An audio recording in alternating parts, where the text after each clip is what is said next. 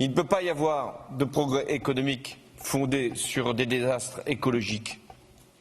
Il ne peut pas y avoir d'avancées scientifiques qui seraient simplement fondées sur un désastre environnemental. Nous avons donc le devoir de nous mobiliser et la France elle-même fera tout ce qu'elle pourra ici, dans cet extrême nord de la planète, pour agir.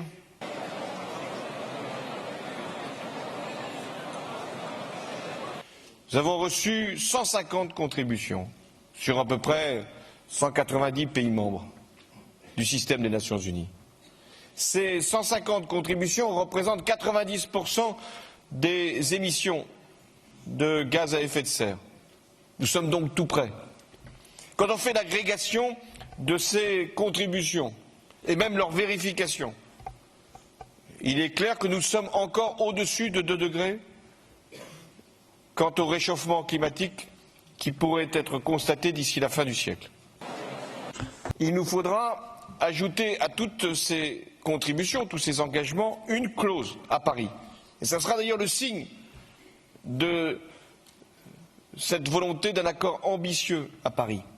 Cette clause, elle introduira une évaluation, une révision des engagements, de manière à ce que tous les 5 ans, nous puissions savoir où en sont les différents États, les différentes actions et comment nous pouvons encore renforcer un certain nombre d'obligations.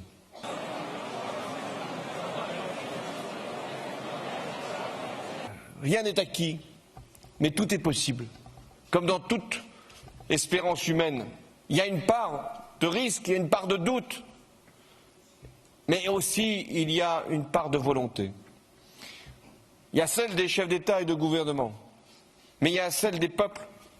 Et c'est pour ça qu'il est si important de multiplier les communications, les événements, les initiatives, les conférences.